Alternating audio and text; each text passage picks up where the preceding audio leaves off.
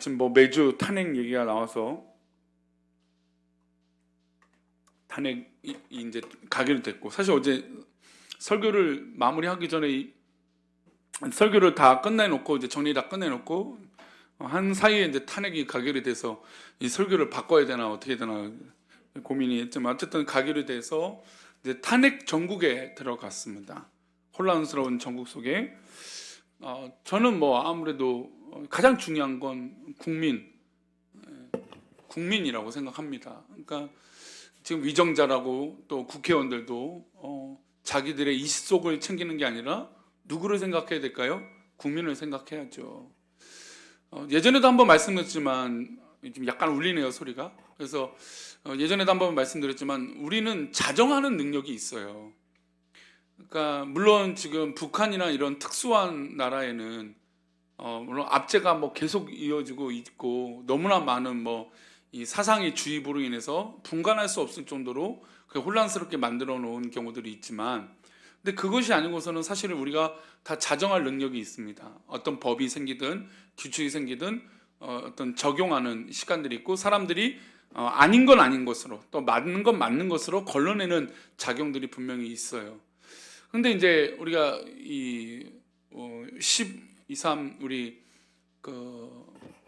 집회가 있었을 때, 이 포괄적 차별금지법에 대한 반대 목소리를 낼 때, 물론 우리가 자정 능력이 있어서 법이 만들어져도 이렇게 진행하고 잘 견딜 수 있다라고 얘기는 하지만, 그러나 아닌 것과 죄에 대해서는 우리가 어떻게 반응해야 됩니까? 아니다라고 말할 수 있어야 된다는 거죠. 물론 우리들이 자정 능력이 있어서 그것들을 잘 견디고 좀 이렇게 이겨낼 수 있지만, 그러나 인간의 한계는 또 어떻게 될지 모른다라는 것이죠. 그래서 이번에 탄핵 전국도 모든 사람들이 국민을 위해서라고 말하는 거라면, 그 고백들이 거짓이 되지 않고 진실하게 우리 모든 국민들이 안전하고 또 안심하고, 또 이 나라 인민족이 진짜 정말 전 세계에 유례 없이 지금 200여 나라잖아요. 200여 나라 중에 정말 손꼽히는 이 성장한 나라가 된 건 하나님의 은혜가 아니면 안 되는 거 아닙니까? 안 됐던 거 아닙니까? 그래서 앞으로도 이 전국 가운데도 하나님의 은혜가 넘치고, 또 우리 성도들 가운데도 은혜가 넘치기를 소망합니다. 근데 이런 모습들 보면 인간의 탐욕이 참 많이 느껴져요. 저렇게 어떻게 저런 상황에서도 인간적인 계산과 탐욕을 부릴까? 이쪽 땅이든 저쪽 땅이든 다 그렇죠. 근데 어떤 일이 벌어지면 우리는 당황해요. 예상 밖의 일이 벌어지면 당황하죠. 그 당황하면 불안해합니다. 이게 어떻게 될까? 그래서 계엄령이 선포됐을 때 우리 모든 사람들이 불안했죠. 이게. 그리고 어떤 그런 일들을 직접적으로 겪었던 분들은 너무 치가 떨릴 정도로 마음에 그런 상처를 받고, 또 그게 트라우마처럼 다시 떠오르기도 합니다. 근데 그런 걸 보면, 근데 그런 속에서 불안감이 들지만, 또 한편으로는 인간의 욕심들이 보일 때 참으로 어려워요. 그래서 사실은 저는 누구를 비난하면서 옳은 걸 얘기하는 걸 좋아하는 목사는 아닙니다. 그러니까 예를 들어서 목회자에 대한 이야기들을 많이 하잖아요. 그러니까 목회자를 비난해갖고 내가 옳은 걸 얘기하는 건 저는 좋은 것 같진 않아요. 그러니까 누구를 비난해갖고 내가 옳다라고 증명하는 건 제일 하수가 하는 거라고 생각을 하는 거죠. 그러니까 더 이게 고수들은, 그러니까 더 성숙한 사람들은 이 더 좋은 가치를 그런 비교와 대상과 해서 비교 우위에 있지 않고 있는 그들의 모습을 보여줌으로 더 상위, 더 고수의 모습을 보여준다고 저는 개인적으로 생각합니다. 그래서 이제 한국교회 안타까움을 얘기를 많이 하죠. 그래서 어떤 특정 목사님에 대해서 얘기를 하고 비난하는 건 결국 저도 그 손가락질을 받을 그런 연약한 존재이기 때문에 남을 깎아내리면서 하는 것은 좋지 않다. 이제 개인적으로 좀 그렇게 생각을 합니다. 그런데 이제 요즘 제가 가까우신 분들에게 문제가 생기니까 마음이 너무 힘들어요.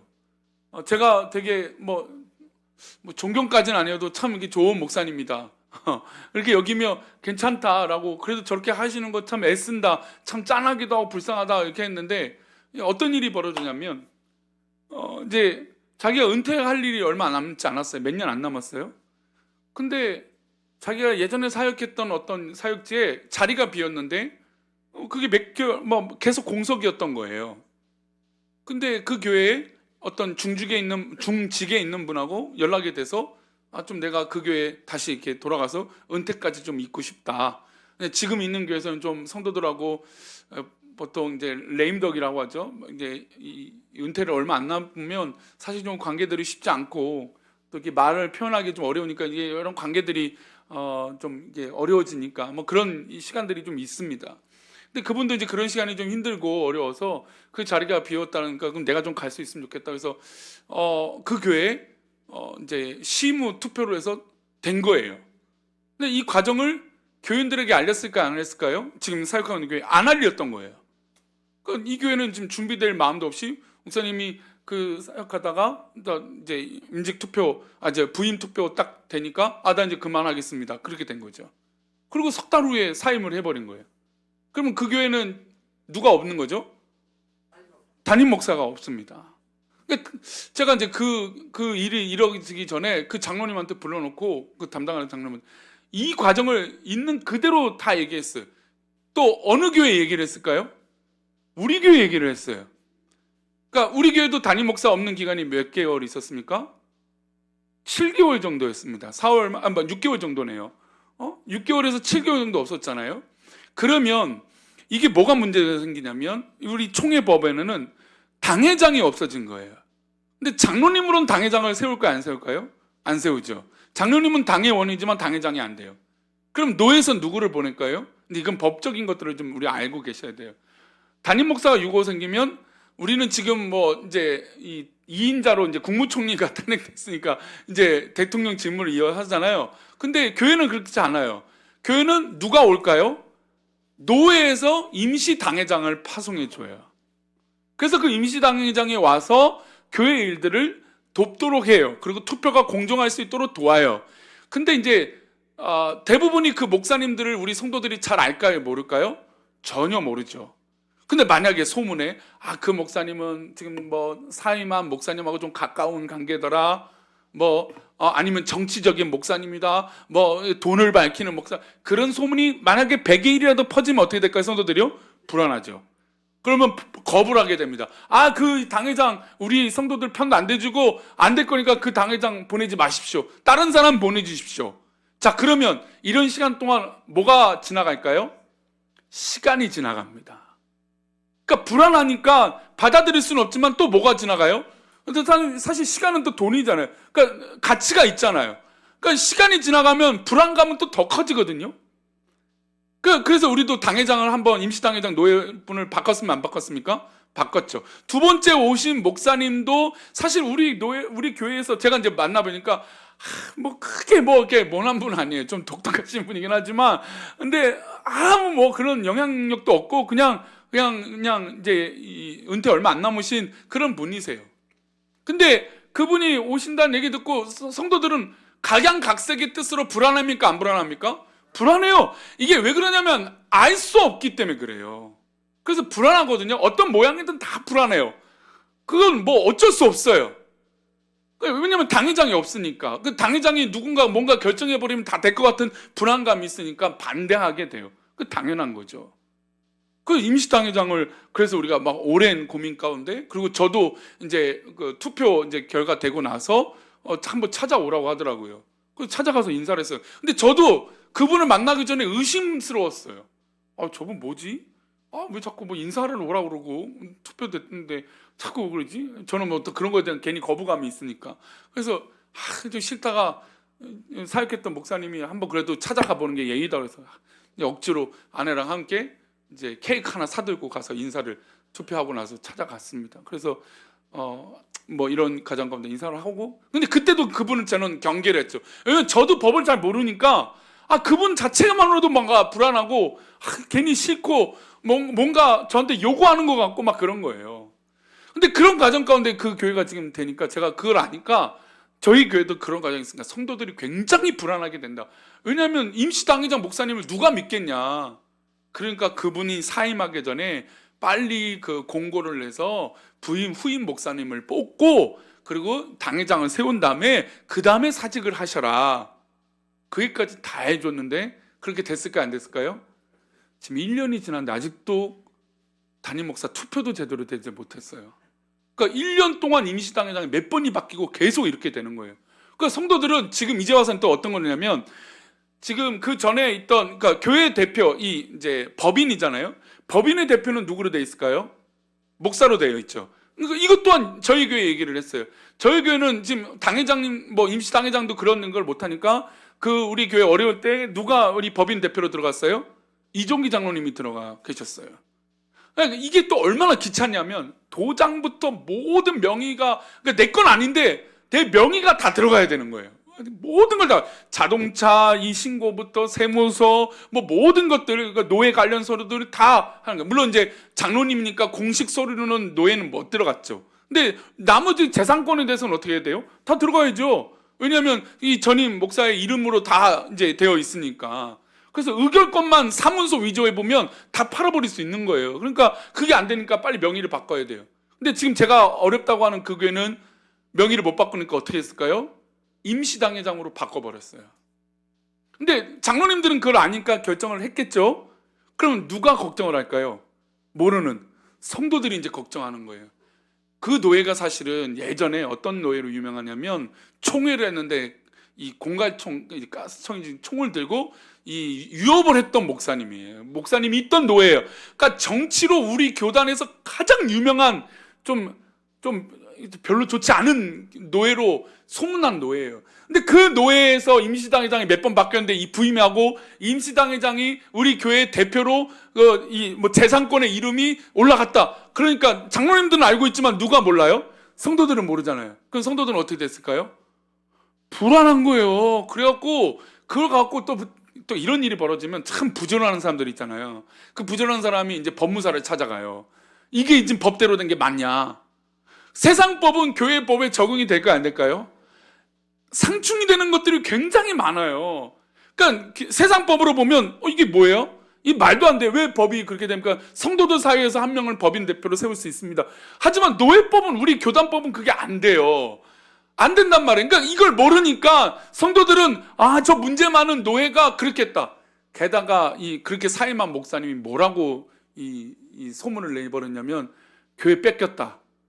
자기가 그렇게 사임해놓고 교회 뺏겼다라고 소문을 내버린 거예요. 성도들이 뭐 했냐, 안수집사가 뭐 했냐 막 이러면서 장로들이 그렇게 그러니까 이게 완전히 또 분열을 시켜버린 거예요.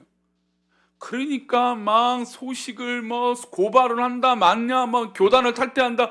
저희도 교단 탈퇴한다는 얘기 아마 나왔었을 거예요. 그렇죠? 교단 옮겨야 된다. 왜냐면 목사님 다른 교회 목사님을 믿기가 쉽지가 않아요. 이런 일이 벌어지면. 왜냐면 교회를 너무너무 사랑하고 소중히 여기는데 이렇게 막 혼란스럽고 그리고 그게 맞다라고 하지만 왠지 이게 뭔가 세상 법에는 안 맞는 것 같고 불안한 게 너무 많아서 정말 어려운 일들이 벌어져요. 그 교회가 지금 갖고 제가 이제 몇몇 성도들이 연락 와갖고 목사님, 근데 제 말을 우리 교회 사정들이 얘기했잖아요. 이런 일이 있었기 때문에 그렇게 하지 말라고 얘기한 걸 한 가지도 안 지키는 거예요. 그래서 제가 다시는 연락하지 마라. 말도 안 들을 거면서 뭔 걱정이 돼서 전화를 하냐. 말을 들었으면 진작에 끝났어요. 근데 말을 안 듣는 거예요. 그럼 불안하면서 전화를 하지 말든지. 불안하다고 하면서 목사님 큰일 났어요. 우리 교회 팔렸대. 넘겨졌대요. 넘겨지긴 어디. 여러분, 저도 지금 교회가 두 가지가 있죠. 저 교회 법인의 명의가 제 명의입니다. 이 건물도 제 명의로 이름이 올라가 있습니다. 그러면 제가 제 마음대로 이 재산권을 행사하면 저는 법적으로 문제가 있을까요? 없을까요? 있습니다. 이 재산을 제 마음대로 할 수 없습니다. 교회 법인으로 되는 건 당연히 공동의회나 아니면 당회의록이 첨부가 되어야 돼요. 이렇게 판매되는 걸 결의합니다. 그리고 이 건물은 제 명의로 되어 있습니다. 근데 만약에 제 마음대로 이걸 하면 저는 어떻게 될까요? 배임에 걸립니다. 제 재산이 아니잖아요. 근데 제 재산으로 행사하면 법인. 그러니까 만약에 그 임시당회장이 자기 명의가 됐다고 해서 교회 물건을 판다? 그분은 법에 걸려요. 다 알아요. 다 아는 거지만 그런 성도들이 볼 때는 다른 사람의 이름이 올라가면 불안해 안 불안해요? 만약에 저는 지금 우리 성도들이 참 사랑하고 목사님 그럴 일 없으니까 지금 아무 문제 없지만 제가 만약에 의심받을 만한 행동을 한다면 제일 먼저 성도님들이 뭐라고 저한테 얘기하실까요? 목사님 명의 빨리 바꾸세요. 어디 목사님 명의로 해놓고 지금 무슨 짓을 하시려고요? 충분히 그럴 수 있어요. 저는 동의가 돼요. 불안하고 염려했는데 누가 그걸 기다리고 무슨 일이 있을지 어떻게 알고 그를 믿어줍니까? 불안하고 염려했으면 그래요. 그래서 리더들이요, 좀 이런 법적인 것들은 좀 배우는 게 굉장히 중요해요. 그러니까 이런 과정을 이제 우리 교회는 지켜봤잖아요. 그래서 다른 교회들이 이런 일들이 뭐 제가 방금 예화를 드렸던 그 교회 말고도 여러 교회들이 제가 있어갖고 마음이 아파요. 심지어 저희 시찰 안에서도 은퇴하셨는데 부임하셨잖아요, 목사님. 그러니까 위임을 못했어요. 근데 위임에 떨어져 버린 거예요. 또 교회 명의는 다 목사님 명의로 다 옮겨놨다가 또 떨어져 버린 거예요. 그러니까 또 거기도 교회가 또 뭐 분열이 나고 그런 거예요. 근데 그런 거 보면 우리 교회는 지금 얼마나 큰 은혜예요. 그죠? 아까 권사님 기도하다가 또 옛날 얘기하는 바람에 또 근데 이게 잊을 수 없는 얘기니까 그래요.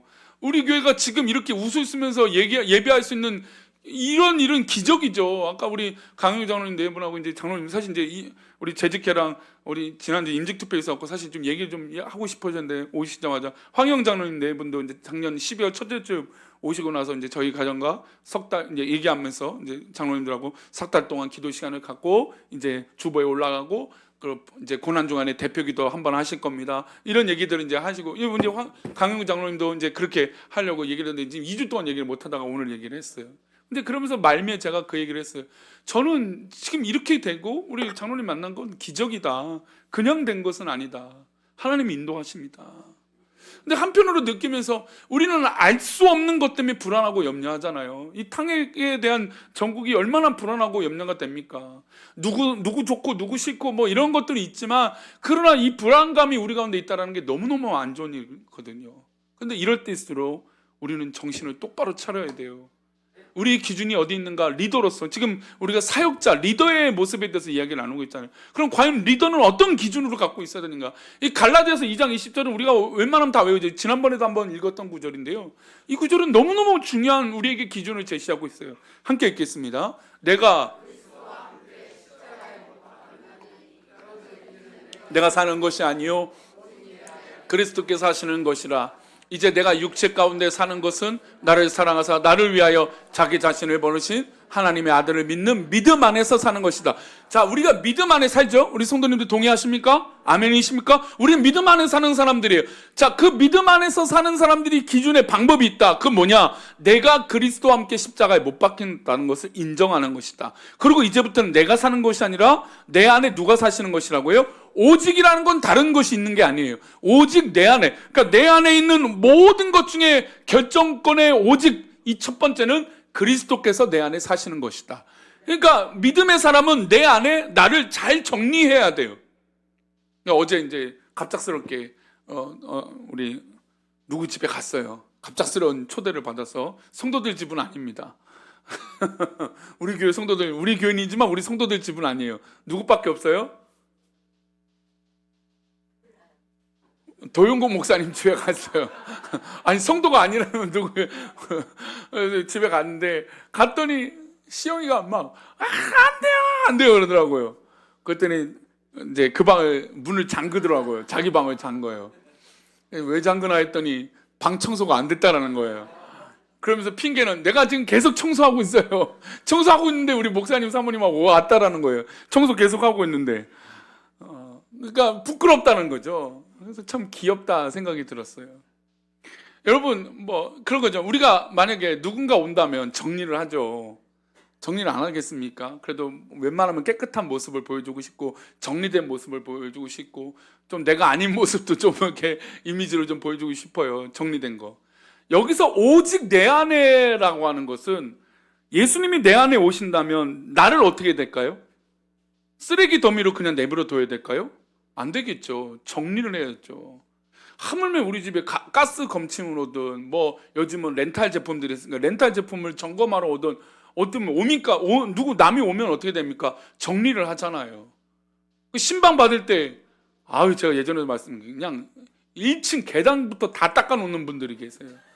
얼마나 열심히 좀 마당부터 그냥 쓰레기 하나가 보이면 안 될 정도로 그냥 번질번질. 평소에 이렇게 안 살 텐데 이렇게. 근데 이제 그게 너무 귀하죠. 왜 귀합니까? 그래도 조금이라도 내가 좀 정리된 모습을 보여주고 싶은 마음인 거죠. 그래서 너무 감동적이에요. 근데 이제 건강을 해야 할 정도로 그렇게 하시면 안 된다. 이제 그런 마음이 들지만 얼마나 귀합니까? 그렇게 하세요. 근데 여러분 우리 안에 지금 오직 내 안에 누가 계신다고 말하고 있어요? 그리스도께서 계신다잖아요.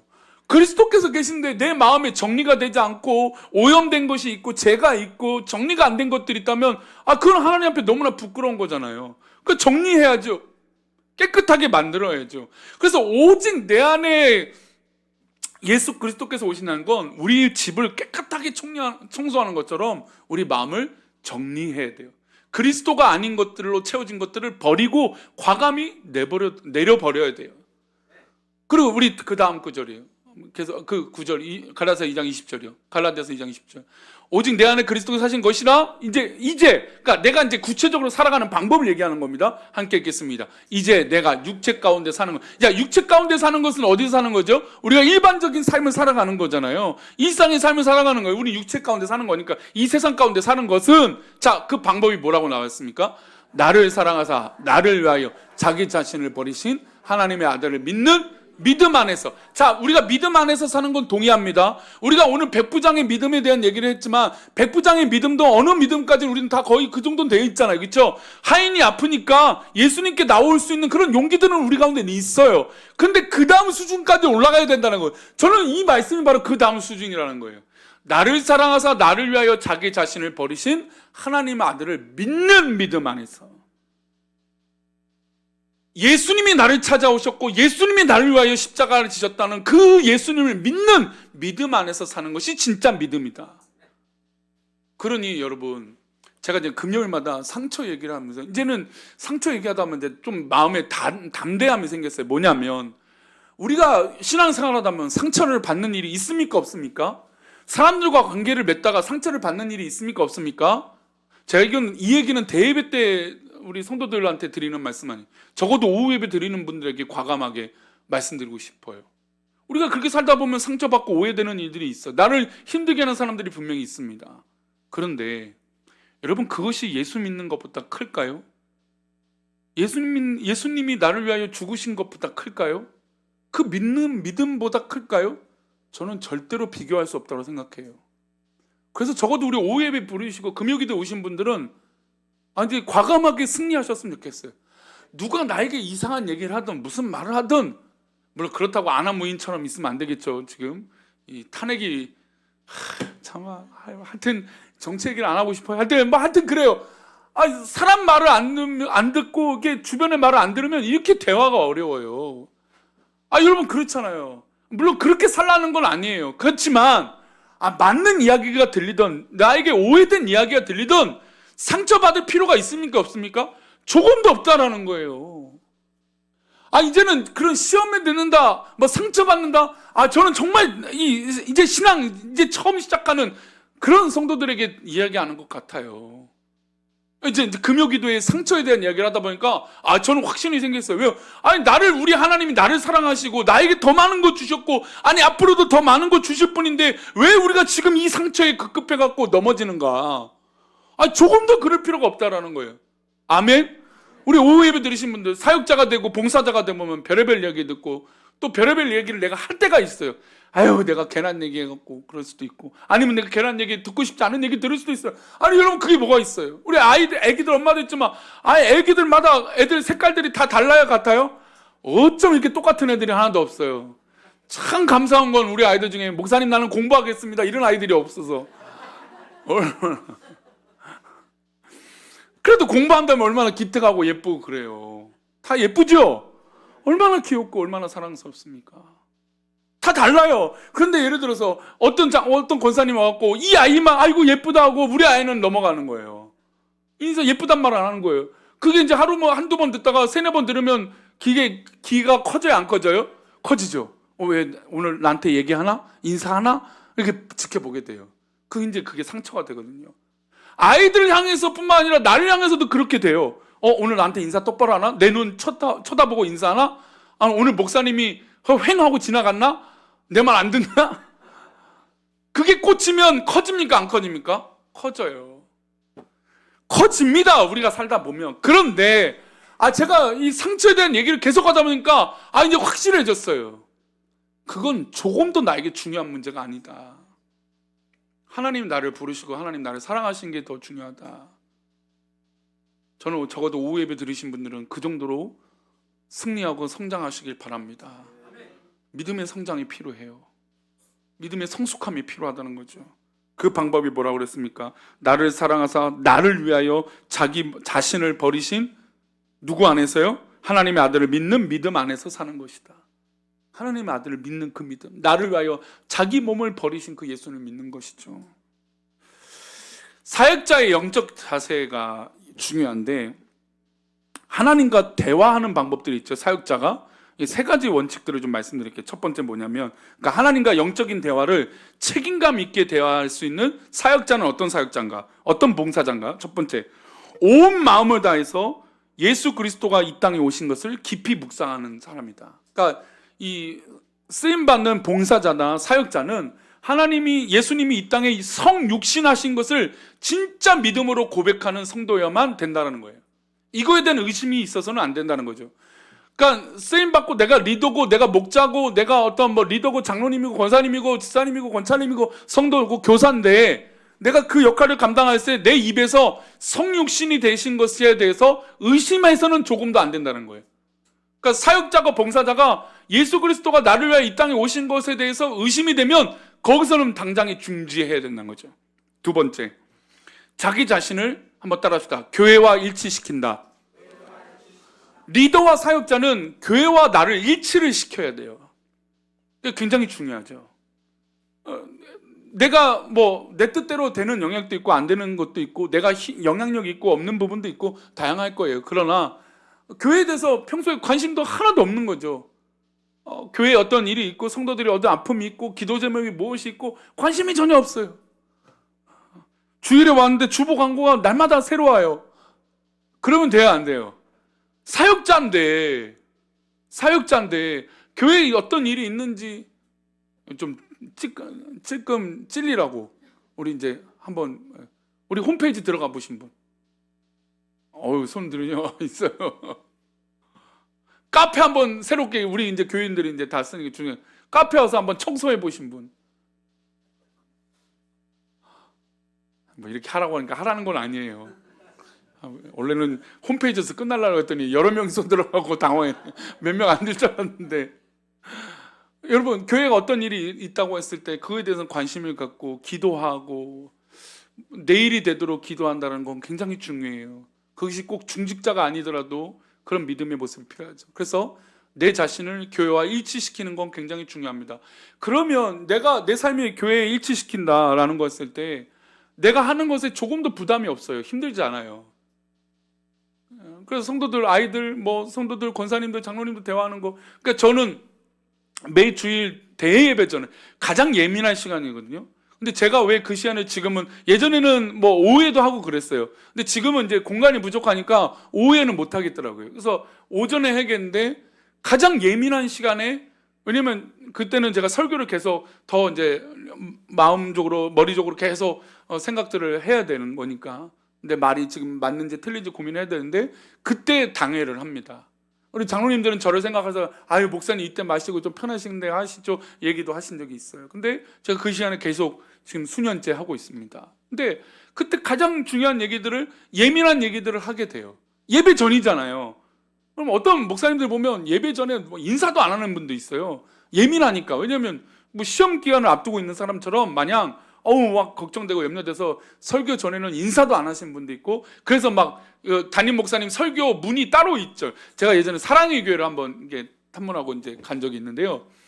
와, 그 교회는 이제 이제 예배 순서자가 뒤에 무대로 뒤에 가는 길이 두 갈래가 있어요. 하나는 일반 성도들이 들어오서 뒤로 들어오는 길이 있고, 하나는 이제 목사님이 들어오는 길이 있어요. 근데 목사님이 들어오는 길 봤더니 옥하는 목사님 사진이 이렇게 쫙, 그리고 교회 역사 사진이 있고 막 엄청난 메시지들이 다 있어요. 그거 들으면서도 와, 제가 들으면서 이게 무슨 와 대단하다 생각할 정도로, 근데 뭐 감동도 있었어요. 왜냐하면 이 사랑의 교회 역사가 그 그림이 지나가면서 설교자로서 다짐해요. 근데 그 길에는 어떤 성도도 마주치거나 뭐 그런 게 없어요. 그냥 목사님 혼자 엘리베이터 타고 내려와서 싹 지나가는 뒷길이더라고요.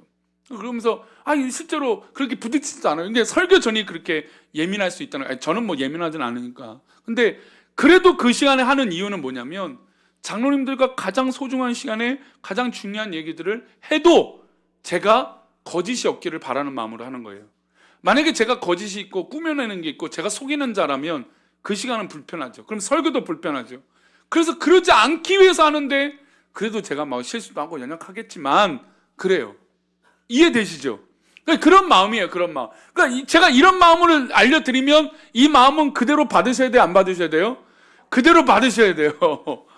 목사님이 딴 생각이 있어서 하고 다른 시간은 귀찮아서 그런가 보다. 이게 아니에요.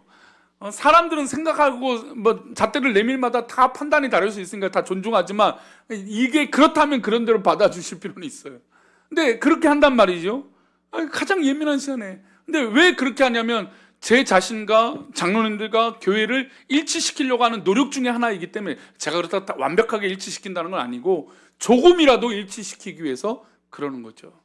세 번째, 책임 있는 사역자의 영적인 자세. 세 번째는 성경의 계시를 수단으로 여기고 기준으로 삼는 것이다. 그러니까 성경의 계시라는 건 성경 말씀을 얘기하는 거죠. 이 말씀을 내 모든 수단과 방법으로 하나님과 대화하는 것이다라는 거예요. 그러니까 사역자는 그래야 돼요.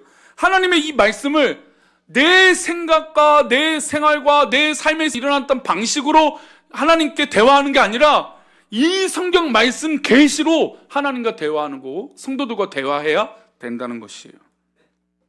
그러니까 우리 입에서 하나님 말씀으로 감동이 된 채로 내 입에 고백이 나와야 그것이 은혜가 되는 거예요. 성도들이 다. 근데 가끔 간증을 듣다 보면 누구 얘기예요? 하나님 얘기한다고 시작했다가 누구 자랑만 해요? 자기 자랑하다 끝나는 거예요. 그걸 아니까 이제 간증이 어렵고 힘들죠. 그럴수록 더 하나님 얘기. 여러분, 제가 예전에도 우스갯소리 얘기했지만 제 얘기만 막 이 시간에 막 30분 내내 얘기해보라고 해보겠어요. 목사님은 예수님 얘기도 예자도 안 하고 자기 얘기만 하고 설교 끝나는 게, 그게 설교는 우리 성도들 다 하시는 거예요. 저도 동의해요. 근데 이제 환기를 시키고 좀 뭔가 조금, 저도 약간의 이제 우리 성도들을 좀 웃기고 싶은 욕망이 있는데 이제 그러지 잘 못하니까, 저는 뭐가 약점인지 아세요? 제가 얘기하다가 먼저 웃어요. 저는 재밌는 얘기를 잘 못해요. 그래서 재밌는 얘기가 막 머릿속에 있다가 벌써 제가 가끔 답을 먼저 말하잖아요. 이게 벌써 신이 나서 그런 거예요.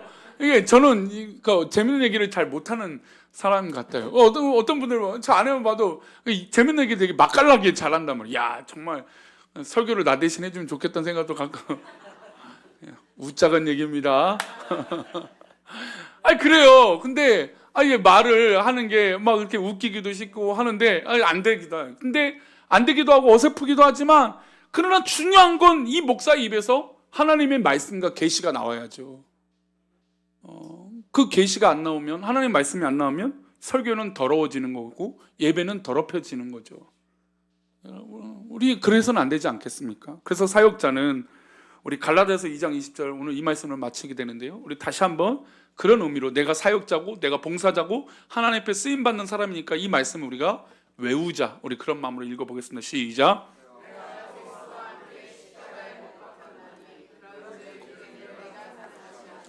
오직 내 안에 그리스도께서 사시는 것이라. 내가 육체 가운데 사는 것은 나를 사랑하사 나를 위하여 자기 자신을 버리신 하나님의 아들을 믿는 믿음 안에서 사는 것이라. 할렐루야. 우리 성도들 이렇게 사십시오. 우리 사역자, 적어도 오후 예배 들으신 분들은 이렇게 사시기를 축원합니다. 아멘. 우리 충만이라고 하는 찬양인데요, 우리 찬양하고 함께 기도하겠습니다. 우리 성도들을 우리 하나님 채워주시고 함께 해주실 것을 믿습니다.